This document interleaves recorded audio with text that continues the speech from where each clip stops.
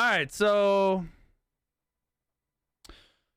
this is just them running over the stat review, which is bullshit. This is them looking back at all the problems and all the fucking stuff like Totem Aku added and Primal Fury and Omni Fury, which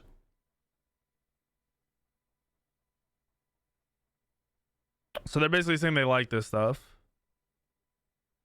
They like the map, lower XP sharing, objectives, blah blah blah, which makes sense for the most part. Now the season 7 changes.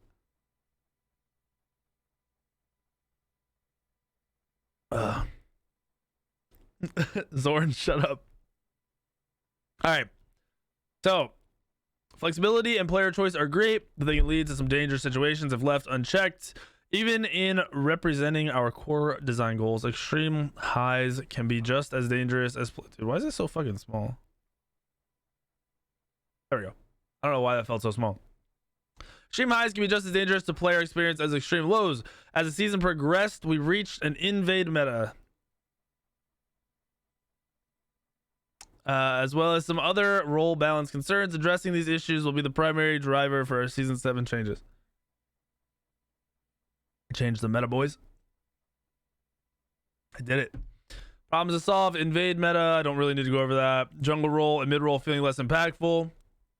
Truth. Duo lane not at all resembling the support ADC duo lane. Truth. Solo laners can't solo kill each other. I didn't read all the changes yet, to be honest. I read through, like I glanced over this shit knowing I wanted to do it on stream. So what the fuck are they gonna do for that? Anyway, the actual changes: new consumable, Hand of the Gods. The Jungle Clear relic is making a return, but this time it's consumable along with some key functionality changes. Problems being targeted: invade meta. The goal of this item is to give the roles extra protection against invades. With this item, they can opt to have safer or quicker early jungle clear instead of additional potions. Makes you wonder if it's gonna be 50 gold or 100 gold, or if it's more than that, I'm gonna be pissed. It's got to be 50 gold for junglers. The consumable deals damage to all the jungle monsters in a small area around you. You can only carry one stack of the consumable at a time. The damage effect does not damage enemy camps or jungle bosses. But it is increased by Assassin's Blessing. The damage dealt is a flat amount that does not scale. Oh, it's 100 gold. I'm blind. Lol. Yeah, see, like I said, I didn't read through this shit. If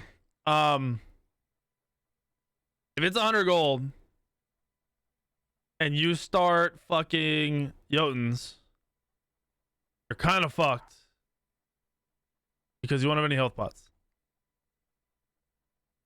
So if everything stays the same, starting wise, you won't be starting Jotuns. You'll be starting fucking Transcendence every game.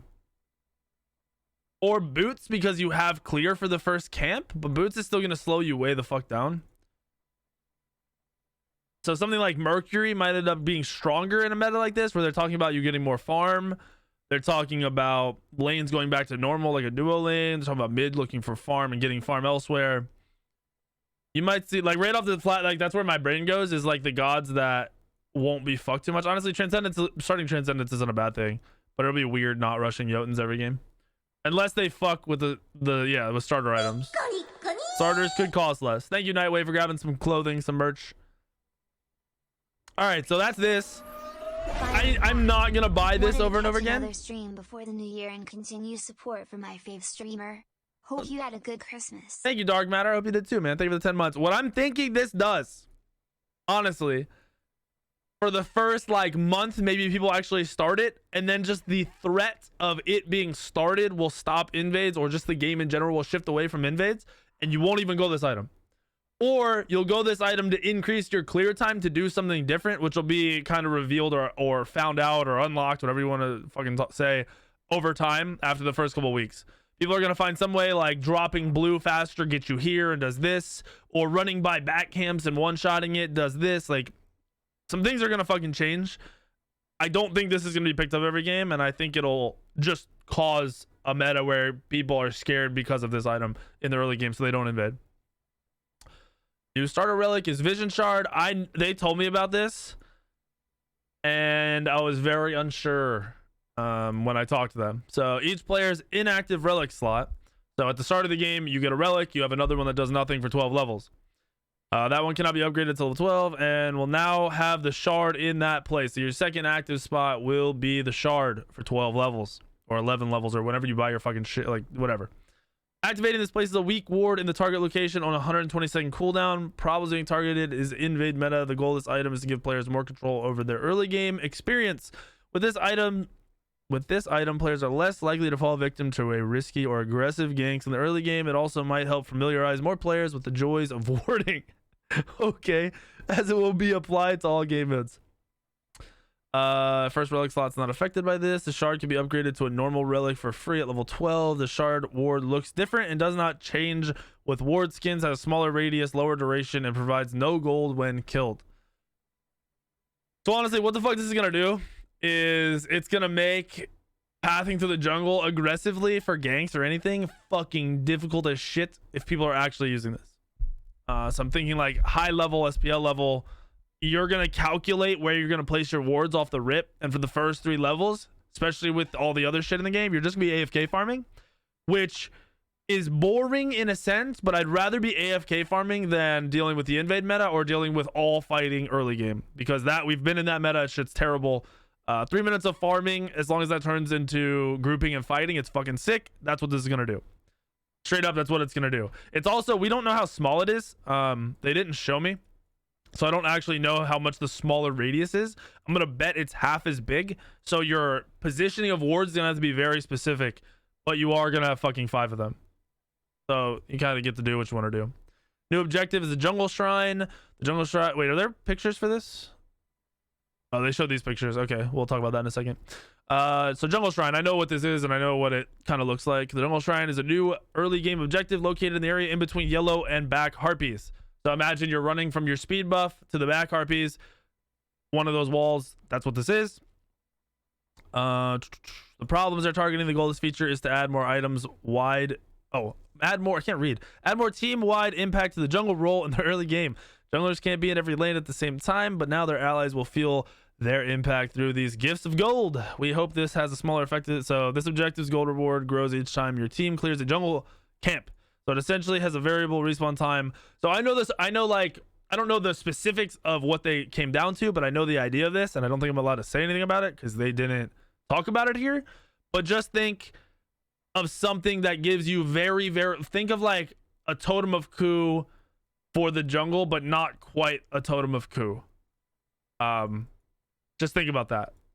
Just think of it in that aspect. Not quite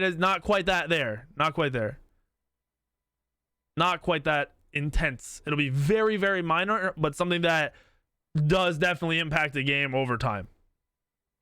Yellow buff spawns earlier, so the camp now spawns at 20 seconds instead of 23 seconds.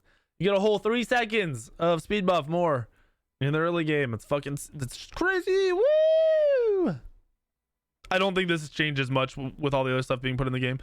The goal of this feature is to make sure mid laners, well, okay, that will help mid laners. You'll get there before the waves meet. That's gonna be kind of interesting for the red buff fights, pushes, invades off that level 1, level 2. Buff before lane minions meet or harpies. Certain mid laner jungle combos would not possibly be able to. Yeah, so yeah, this will probably have more impact on the mid lane than anyone realizes, and it might cause some gods to be a lot better than others. So imagine, like, who's someone that just fucking clears really, really well from over the wall. I don't know, Kukulkan, Anubis, something like that. You're gonna be able to fucking drop your shit over the wall, and you're gonna be able to make it to their tower line to auto attack the creeps very, very fucking easily. Gonna be interesting to see how that impacts the game. So mid harpies pathing and XP changes. So what the fuck? Yeah, okay. So as you can see, this is the speed buff, or sorry, not speed buff, Gold Fury on the left, Fire Giant side on the right. There is now a wall here. So mid harpies on the Gold Fury side now have a very different jungle path that favors the home team mid laner. There's a fucking wall right here. There's a small camp here and a small camp here. Instead of big fat harpies, small camp here, small camp here. The goal of this feature is to increase the amount. Wait, hold on. Oh, so they are mid camps. Never mind. So there's 3 mid camps. So there's just 3 mid camps. I didn't know these were mid camps. I thought they were gonna do some small shit and make them less. That's actually really cool. The 3 mid camps. This one's hard as fuck to invade because there's a wall here. You have to go through Gold Fury. This is gonna fuck with a lot of shit because getting into Gold Fury, you're either coming through this long ass corridor and getting fucking railed, or you're coming around through your red buff. Way easier to defend and bait a Gold Fury now than before. You're able to play up and not worry about people wrapping behind you. If you have a lane ward specifically too, like this pathing is just ridiculous. I think this corridor is going to cause some fucked up shit to happen. Pentakills, crazy plays, throws, all kinds of shit is going to happen in this fucking corridor. Just because people are going to be so used to pathing in this way. I don't think this is a bad change. I think it makes rotating a little bit more difficult onto the other side of the map, which is awesome for junglers and mid laners. Like they're talking, it's mainly for the mid laners. It also makes it so you're not fighting over these fucking mid camps all the time. So more fights are going to happen on this side of the map. The solo laner that can rotate to this side of the map is going to be more valuable than anyone else for the first 10 minutes of the game. This mid camp is going to be contested so fucking much. This mid camp will probably be stolen by junglers more than anything because you can just steal it and leap over the wall, which is still risky, but it's something that can do. This side is going to be fought over. Like you are literally going to see team fights over mid camps again. It's been a little while since that's been a priority. So then we got new XP camp near the duo lane, which is, so here's the duo lane. You've got a small camp here and a small camp here, or a mid-sized camp. I guess they're like mid-sized camps because they're not small camps. The new XP camp featuring a single Elder Harpy has been added to both Order and Chaos side of the duo lane. The goal of this feature is to encourage players to stay together on that side of the map. So it's trying to keep the support on that side of the map. These camps are positioned in the environment right next to the purple camp. These are tanky, hard-hitting monsters that are cleared most easily by a group of 2. So basically ADCs are not going to be soloing this. You can see how it's tilted towards your side of the map. It gives you protection with this wall. So you're not going to see a lot of invades or steals because it's going to be really difficult and unsafe and a lot of combos. And apparently it's really fucking tanky and hard to kill. So you're not going to like push the wave and then take it. It's not going to happen. It's going to be kind of interesting. This, I'm wondering how hard it is to kill and if it stalemates the duo lane to where you just do your own buffs, or you stalemate this and you wait for the jungler to rotate over to try to invade. I'm wondering which of the two is going to be more common. Purple buff spawns earlier, same time as yellow, so they want you to be able to do purple off the rip if you can't get to lane for whatever reason. Health pots will no longer stack with health chalice, so you can't invade and double pot. You can't be a support popping 2 health pots. That you're like aggressive fucking supports like Naja or Langshan, Hercules aren't going to be running around full healing off of double potions. That's sick. More balance changes. The effects that all 4 jungle buffs have on players are slightly adjusted. Jungle camps are getting a 10 to 20% increase in health and protections. Okay. XP splitting changed from 20 to 25%, so you get more from splitting. Sudden kill rewards will be slightly adjusted. They're going to nerf this a little bit. Blessing adjustments, gold adjustments, even more. So they're going to change the camps to do... Speed buff might be back. Hey. If that happens, I don't give a fuck about anything else. Bring speed buff back. Make it useful. Give me more gold on it too while you're at it. I think this change has the biggest impact on everything. Honestly, this wall changes everything and people don't realize it.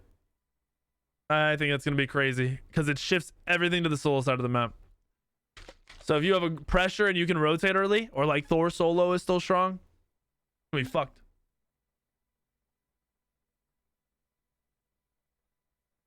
Potion change is pretty big for the solo lane too. You're right. That is true. They mentioned solo laners being able to kill each other, right? Where the fuck is that coming in?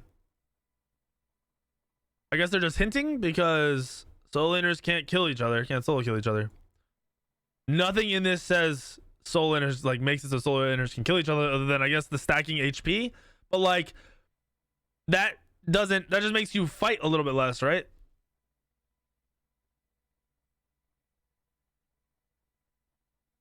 No, I don't think any pots are gonna stack with health chalice. I actually know, I just remembered, I know what this is. I know what this changes. Obviously I can't tell you, NDA, GG, but I just remembered they did. I do know what this changes. I know exactly what this change is, and it's actually a really good change. It's a really, really good change. All right, so we went over that shit. My thoughts are season 7 is gonna be fucking sick. Nothing in this is bad at all. If you're looking at this and you're like, holy shit, these are horrible changes, you're fucking not using your brain.